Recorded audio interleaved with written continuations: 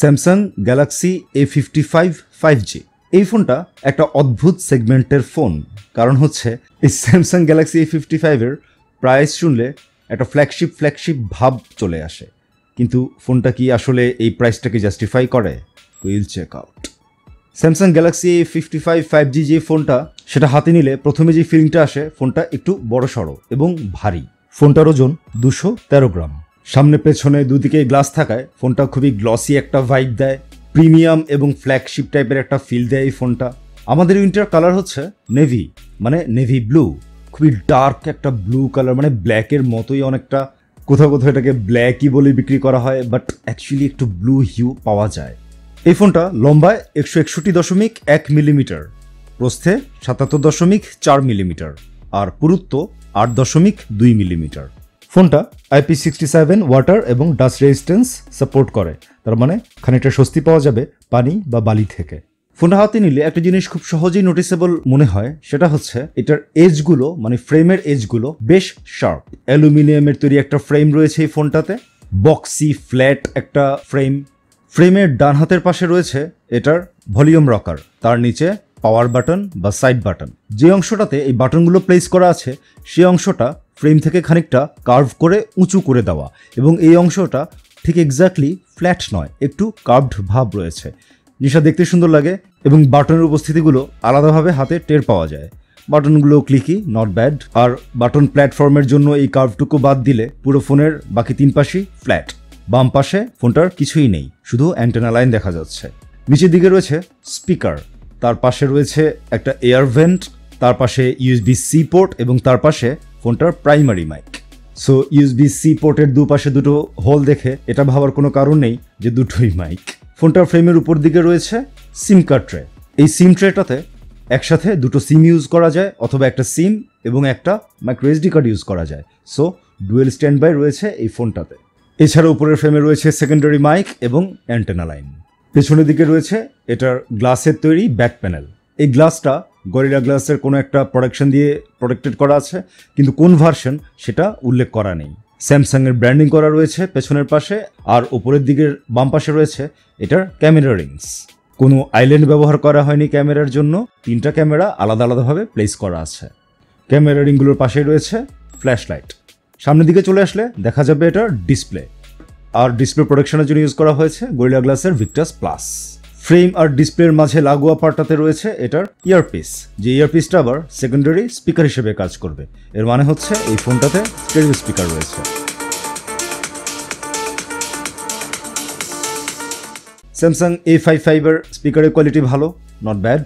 ডিসপ্লের উপরের দিকে মাঝামাঝি অংশে যে পাঁচ হোল্ডার রয়েছে, এটার মধ্যে রয়েছে এই ফোনটার সেলফি ক্যামেরা। প্রথমে ডিসপ্লে নিয়ে কথা বলে, এই ফোনটাতে রয়েছে সুপার অ্যামোলেড 120 হার্জের ফুল HD+, HDR10+ সাপোর্টেড 6.6 ইঞ্চির একটা ডিসপ্লে। ডিসপ্লেটা যথেষ্ট পরিমাণে ব্রাইট। ম্যানুয়ালি এই ডিসপ্লেটা 446 নিটস পর্যন্ত ব্রাইটনেস টাচ করতে পারে, আর হাই ব্রাইটনেস মোডে মানে HBM-এ 1000 নিটস পর্যন্ত এটা ব্রাইটনেস টাচ করতে পারে ডে লাইটে।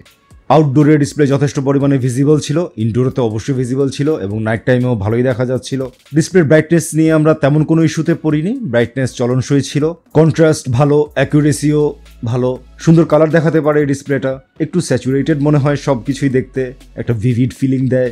কন্টেন্ট কনজাম্পশনের জন্য এই ডিসপ্লেটা খারাপ না। মোরওভার এই ডিসপ্লেটাতে হাই রিফ্রেশ রেট রয়েছে, মানে 120 হার্জের, সেটাকে অবশ্যই ইচ্ছে করলে 60 হার্জও নামিয়ে আনা যায়। স্যামসাংয়ের ডিসপ্লে বরাবরই ভালো হয়। DxOMark-এর যে ডিসপ্লে র্যাঙ্কিং, সেখানে এটা 23তম হয়েছে। সো ডিসপ্লে খুব একটা খারাপ না। এই ডিসপ্লেটার চারপাশে যে বেজেল রয়েছে সেটা ইউনিফর্ম নয়, মানে হচ্ছে উপরের বেজেলটা এখানে সবচেয়ে কম, দুপাশে তার চেয়ে একটু থিক বেজেল, আর নিচের যে বেজেলটা মানে চিন, সেটা সবচেয়ে বেশি থিক। সো ইউনিফর্ম বেজেল যদি কারো দরকার হয়, this display is not for you. এই ডিসপ্লেটার নিচে রয়েছে এটার আন্ডার ডিসপ্লে ফিঙ্গারপ্রিন্ট সেন্সর, যেটা অপটিক্যাল সেন্সর, মানে আঙুলের ছবি তুলে তারপরে এটা ভেরিফাই করবে সিকিউরিটি। একটা ভালো জিনিস হচ্ছে ডিসপ্লে অন করে তারপর ফিঙ্গারপ্রিন্টটা সেট করা লাগে না, মানে ডিসপ্লে অফ থাকা অবস্থায় জায়গা মতো আঙুলটা নিয়ে প্লেস করতে পারলেই ডিসপ্লে অন হতে পারে। তবে আমাদের টেস্টে আমরা দেখেছি এই আন্ডার ডিসপ্লে ফিঙ্গারপ্রিন্ট সেন্সরটা কম্পারেটিভলি স্লো। সো রেগুলার ইউজেজে এই স্লো স্পিডটা মাঝে মাঝে বিরক্তির কারণ হতে পারে। এটার অবশ্য একটা কারণও রয়েছে, যেটা আমরা পরের দিকে আলোচনা করব। মোরওভার মাঝে মাঝে আমরা এটাও দেখেছি ইন ডিসপ্লে ফিঙ্গারপ্রিন্ট সেন্সর ফিঙ্গারটা মিস করে, মানে হচ্ছে ডাটা রিড করতে পারে না ফিঙ্গার থেকে। সো এটা একটা ইনকনভেনিয়েন্স মনে হয়েছে। সো ওভারঅল ডিসপ্লেটা বেশ ভালো মনে হলেও ফিঙ্গারপ্রিন্ট সেন্সরটা খুব একটা স্যাটিসফ্যাক্টরি লাগেনি। এই ফোনটাতে স্যামসাং ইউজ করেছে তাদের নিজেদের Exynos 1480 SoC। এই এসওসিটা 8 কোরের একটা এসওসি। এসওসিটা পাওয়ার এফিশিয়েন্ট, মানে হচ্ছে 4 ন্যানোমিটার আর্কিটেকচারে তৈরি হওয়াতে এটাতে পাওয়ারটা একটু কম লাগে। এক্সক্লিপস 530 নামে জিপিইউ এই এসওসিতে ইন্টিগ্রেটেড করা আছে। গিগবেঞ্চে এই এসওসিটাতে আমরা সিঙ্গেল কোরে স্কোর পেয়েছি 1117 আর মাল্টি কোরে 3066। সো স্কোর অনুযায়ী এসওসিটা মিড টিয়ার বা মেবি তার চেয়ে খারাপ। সো মিড টিয়ার ম্যাক্সিমাম, মানে মিড টিয়ারের উপরে তো নাই, মিড টিয়ার বলতেই আসলে বেশ কষ্ট করতে হচ্ছে। সো এসওসিটা পাওয়ারফুল না, এটা কনসিডার করতে হবে। তবে ডেইলি অপারেশনের যেসব ছোটোখাটো সোশ্যাল মিডিয়া অ্যাপ, ছোটোখাটো গেম এসব আমরা ইউজ করি, সেগুলোর জন্য এই এসওসি চলনসই। ফোনটাতে 8GB র্যাম রয়েছে আমাদের এই এডিশনে। র্যাম ম্যানেজমেন্ট এবং বিভিন্ন অ্যাপের মধ্যে সুইচ করার যে ব্যাপারটা, সেটা খুব একটা খারাপ না, কাজ চলে যায়। তবে ভারী কোনো অ্যাপ অথবা হার্ডওয়্যারের ক্যাপাবিলিটি বেশি লাগবে এরকম অ্যাপস বা গেমস এই এসওসির জন্য আসলে বেশ কষ্টসাধ্য হয়ে যাবে। রেগুলার ইউজার্স যারা আসলে ফোনের খুব বেশি হেভি ইউজার না, তাদের জন্য এসওসি ঠিক আছে। আর এই ফোনটা সিস্টেম হিসেবে চলছে অ্যান্ড্রয়েড 14, যেটাকে বেস করে স্যামসাং তাদের One UI 6.1 এই ফোনটাতে দিয়ে দিয়েছে। স্যামসাংয়ের নিজস্ব অনেকগুলো ফিচার রয়েছে এই One UI 6.1-এ, কিছু ফিচার বেশ কাজের। একটা ভালো জিনিস হচ্ছে এই ফোনটাতে স্যামসাং 4 বছরের মেজর অ্যান্ড্রয়েড ওএস আপডেট দিবে বলে কথা দিয়েছে। এর মানে হচ্ছে অ্যান্ড্রয়েড 18 পর্যন্ত এই ফোনটাতে আমরা সফটওয়্যার আপডেট দেখতে পাবো বলে ধারণা করা হচ্ছে। So that's a good move. So speaking of very rare good moves of this phone, let's talk about camera. এই ফোনটাতে দেওয়া রয়েছে 50 মেগাপিক্সেলের একটা মেইন ক্যামেরা, 12 মেগাপিক্সেলের একটা আলট্রাওয়াইড ক্যামেরা রয়েছে, আর রয়েছে 5 মেগাপিক্সেলের একটা macro camera. Main camera default 12 মেগাপিক্সেলেরই ছবি তোলে। 50 মেগাপিক্সেলের সেন্সর থাকার কারণে এই মেইন ক্যামেরা 2x পার্সপেক্টিভে একটা ক্রপড ইমেজও দেখাতে পারে, যেটাকে স্যামসাং দাবি করছে যে অপটিক্যাল কোয়ালিটির কাছাকাছি। মেইন ক্যামেরা ইউজ করা হয়েছে সনির সেন্সর। ডে লাইটে আমরা ছবি তুলে দেখেছি, dynamic range, contrast, colour accuracy সবকিছু চলনসই। 2x এর ছবিও ওকে, কালার মোটামুটি কনসিস্টেন্ট 1x আর 2x এর সাথে, এবং বাকি যে ফিচারগুলো ক্যামেরা থেকে যেগুলো এক্সপেক্ট করেছি আমরা, তার সবই মোটামুটি ঠিক আছে। So main camera not bad. Samsung এর ক্যামেরা ইউজুয়ালি স্যাচুরেটেড বা একটু কালার বুস্টেড ছবি তোলে, সো ওই ফিলটা এই ক্যামেরাও আমরা পাচ্ছি। ভিভিড এবং পাঞ্চি একটা কালারের থিম পাওয়া যায় ছবিগুলো থেকে। এছাড়া মেইন ক্যামেরা দিয়ে পোর্ট্রেট মোডেও ছবি তোলা যায়। আমরা দেখতে পেয়েছি সাবজেক্টের আশেপাশে খানিকটা জায়গা এটা ব্যাকগ্রাউন্ড ব্লার করতে পারে, কিন্তু ব্যাকগ্রাউন্ড আর ফোরগ্রাউন্ড এবং সাবজেক্টের যেই ব্লারের এক্সপেকটেশন বা অ্যাডজাস্টমেন্ট আমরা ক্যামেরা থেকে এক্সপেক্ট করি, সেটা আসলে খুব একটা পাওয়া যাচ্ছে না। সো পোর্ট্রেটের ক্ষেত্রেও কালার বা এই ধরনের ফিচারগুলো ঠিক থাকলেও ব্লারের যেই ইফেক্টটা, সেটা খুব একটা ভালো না। সো পোর্ট্রেটের জন্য ক্যামেরাটাকে খুব একটা কেপেবল বলা যাচ্ছে না। আলট্রাওয়াইড ক্যামেরাও খারাপ না, 12 মেগাপিক্সেলের যেই সেন্সর, সেটা দিয়ে যে ছবিগুলো ওঠে, colour, contrast, dynamic range, accuracy সবই মোটামুটি চলনসই, নট ব্যাড। এবং 123 ডিগ্রির আলট্রাওয়াইডের ক্যামেরা বেশ ওয়াইড একটা ফিল্ড ভিউ পেয়ে যায়। এছাড়া আমরা ম্যাক্রো লেন্স দিয়েও ছবি তুলে দেখেছি, ম্যাক্রো লেন্সেরও ছবি খারাপ না। 5 মেগাপিক্সেলের ম্যাক্রো লেন্স, ইচ্ছা করলে আলট্রাওয়াইড ক্যামেরাতেই এই ক্যাপাবিলিটি অ্যাড করা সম্ভব। স্যামসাংয়ের মতো ব্র্যান্ড আলাদাভাবে ম্যাক্রো লেন্স দিয়ে একটা অ্যাস্থেটিক বিউটি ক্রিয়েট করা ছাড়া অন্য কী কাজ করছে, doesn't make much sense. Selfie ক্যামেরার জন্য এই ফোনটাতে দেওয়া রয়েছে 32 মেগাপিক্সেলের একটা ক্যামেরা। সেলফির কাছ থেকে আমরা যেসব জিনিস এক্সপেক্ট করি তার সবই এই ক্যামেরা দিতে পারে সুন্দর করেই। সেলফি ক্যামেরার ক্ষেত্রেও পোর্ট্রেট মোড রয়েছে, এবং সেলফির যে পোর্ট্রেট মোড আমার কাছে মনে হচ্ছে অবভিয়াসলি ব্যাক ক্যামেরার পোর্ট্রেট মোডের চেয়ে বেটার। মানে ব্লার করা সাবজেক্ট, ব্যাকগ্রাউন্ড, ফোরগ্রাউন্ড এগুলো যে ডিটেকশন, সেগুলো সেলফির ক্ষেত্রে বেটার। এবার নাইট মোড নিয়ে একটু কথা বলা যাক। ক্যামেরাগুলোতে নাইট মোড রয়েছে। উল্লেখ্য 50 মেগাপিক্সেলের রেজুলেশনে যদি কোনো ছবি তুলতে হয় তখন আর নাইট মোড কাজ করবে না। এবং যেই জুমের অপশনগুলো আমরা পাচ্ছিলাম আমাদের ভিউ ফাইন্ডারে, মানে 0.5, 1x অথবা 2x, 50 মেগাপিক্সেলের ছবি তোলার ক্ষেত্রে এগুলো কোনো অপশনই দেখাবে না। সো এটা মাথায় রাখতে হবে। নাইট মোড খারাপ না, ক্যামেরা হিসেবে নাইট মোড আমার কাছে যথেষ্ট ভালো মনে হয়েছে। লো লাইটেও এটা ম্যাক্সিমাম ডিটেলই ধরে রাখতে পারে, ছবির কালার ঠিকঠাক মতোই ধরে রাখতে পারে, ডাইনামিক রেঞ্জও চলনসই, কন্ট্রাস্ট চলনসই। নাইট মোডের যে মেইন ক্যামেরার পোর্ট্রেট ওকে, কম্পারেটিভলি উইক অবভিয়াসলি, হওয়ারই কথা, বাট চলে। কিন্তু আলট্রাওয়াইড ক্যামেরার যে নাইট মোড, সেটাতে ছবি তোলার পরে আমাদের কাছে মনে হয়েছে মেইন ক্যামেরার নাইট মোড আর আলট্রা ওয়াইড ক্যামেরার নাইট মোডে কালারের ক্ষেত্রে ইনকনসিস্টেন্সি রয়েছে। আলট্রা ওয়াইড ক্যামেরা নাইট মোডে যেসব ছবিগুলো আসে সেগুলোতে একটা কুল ভাব রয়েছে, মানে কালার টেম্পারেচারটা অনেক কুল মনে হয়। অপরদিকে মেইন ক্যামেরা ঠিকই নাইট মোডেও ওয়ার্মথ ভাবটা ধরে রাখতে পারছে। নাইট মোডে আমরা সেলফি ক্যামেরা ইউজ করে দেখেছি, সেলফি ক্যামেরাও নাইট মোড রয়েছে এবং খারাপ না, ভালো সেলফি নিতে পারে। নাইট মোডের যেই সেলফি পোর্ট্রেট সেটাও আমার কাছে কম্পারেটিভলি মেইন ক্যামেরার যেই পোর্ট্রেট তার চেয়ে বেটার মনে হয়েছে। So overall night camera not bad, কাজ চলে যায়, খুব ভালো না বাট চলনসই। ফোনটার ভিডিও ক্যামেরা নিয়ে একটু কথা বলা যায়। রিয়ার ক্যামেরাগুলো দিয়ে 4K 30 FPS এ শ্যুট করা যায় এবং ফ্রন্ট ক্যামেরাটা দিয়েও 4K 30 FPS এ শ্যুট করা যায়, দ্যাটস গুড। ভিডিওর জন্য ওআইএস রয়েছে।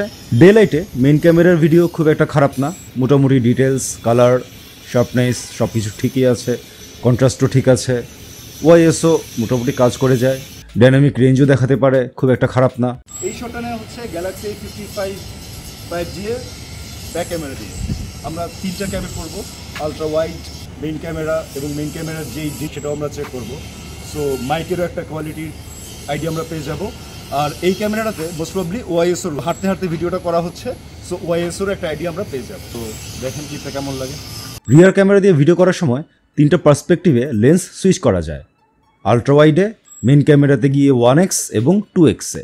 আমরা ভিডিও করার সময় যখন এই লেন্স সুইচের ফিচারটা ইউজ করলাম তখন দেখতে পেলাম যে সুইচের মাঝখানে যে সময়টাতে পার্সপেক্টিভ চেঞ্জ হয় সেই সময়টার ভিডিও এবং অডিও ডাটা হারিয়ে যায় এবং যে ট্রানজিশনটা হয় লেন্সের মধ্যে সেই ট্রানজিশনটাও খুব একটা স্মুথ না। সো অপশনটা দিয়ে দেওয়া সত্ত্বেও 3টা পার্সপেক্টিভে ভিডিও করার যে ফিচারটা সেটা খুব একটা কাজের না। আর এই সমস্যাটা এটার যে এসওসি সেটার উইকনেসের জন্য হওয়া সম্ভব। এই শটটা নেওয়া হচ্ছে গ্যালাক্সি A55 5G এর ফ্রন্ট ক্যামেরা দিয়ে। সো দিনের আলোতে এই শট, ফ্রন্ট ক্যামেরার একটা আইডিয়া আমরা পেয়ে যাচ্ছি শট থেকে উইথ মাইক। সো ডে লাইটে ফ্রন্ট ক্যামেরার ভিডিও ভালো, খারাপ না, চলে যায়, ইউজেবলও বলা যায়। এই ভিডিওটা আমরা করছি গ্যালাক্সি A55 5G দিয়ে night time. Galaxy A55 5G ফোনটার মেইন ক্যামেরাতে মানে পেছনের ক্যামেরায় স্টিল পিকচারের ক্ষেত্রে আমরা নাইট মোড পেয়েছি, কিন্তু ভিডিও ক্যামেরার ক্ষেত্রে কোনো ধরনের নাইট মোড নেই। সো এটা মাথায় রাখতে হবে। তবুও রাতের বেলার যে ভিডিও খুব একটা খারাপ না, এক্সপেক্টেড নয়েজ এবং গ্রেইন এসব তো থাকবেই, কিন্তু তারপরও নাইট টাইমের যে ভিডিও নট ব্যাড। ফ্রন্ট ক্যামেরার নাইট টাইম ভিডিও, ফ্রন্ট ক্যামেরায় নাইট টাইম ভিডিওতে কোনো নাইট মোড নেই, so keep it in mind. Front ক্যামেরার যে নাইট টাইম ভিডিও সেটাও আমরা দেখেছি, চলে যায়, কাজ চলে আর কি, খুব ভালো তা না বাট। আর ওভারঅল ক্যামেরাটাকে খুব বেশি ভালো বলতে না পারার কারণ হিসেবে এসওসির কথাটা কিন্তু রয়েই যাবে, কারণ এখনকার সময়ে যে কম্পিউটেশনাল ফটোগ্রাফিগুলো হয় সেক্ষেত্রে প্রসেসিং পাওয়ার মানে কম্পিউটেশনাল পাওয়ার ভালো না থাকলে চিপের কাছ থেকে আসলে এক্সপেক্টেড লেভেলের ক্যামেরা আউটপুট পাওয়া যায় না।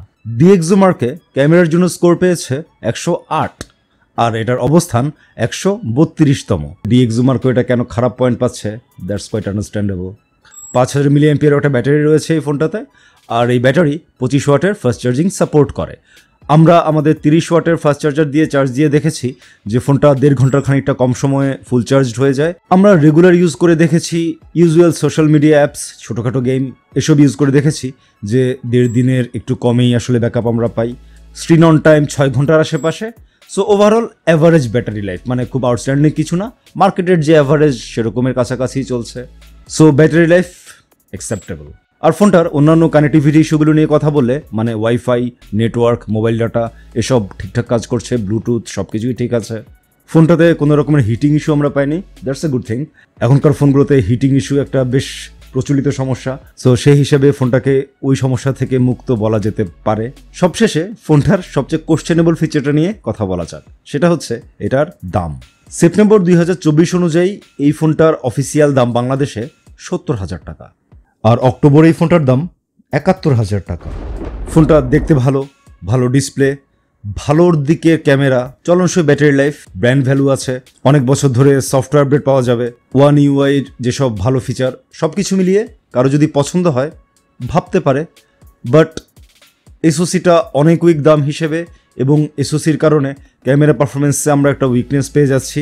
ব্যাটারি লাইফ মার্কেট অনুযায়ী অ্যাভারেজ, মানে খুব আউটস্ট্যান্ডিং না। সো এই সব ফিচারগুলো যদি আমরা মাথায় রাখি তাহলে 70,000 টাকায় এই phone tough to recommend actually. So কেমন লাগলো এই ফোন, এই ভিডিও? লাইক করুন অথবা ডিসলাইক করুন, কোনো প্রশ্ন বা মন্তব্য থাকলে করুন, চ্যানেলটা সাবস্ক্রাইব করুন। আমাদের দেখা হতে পারে পরের ভিডিওতে। Take care.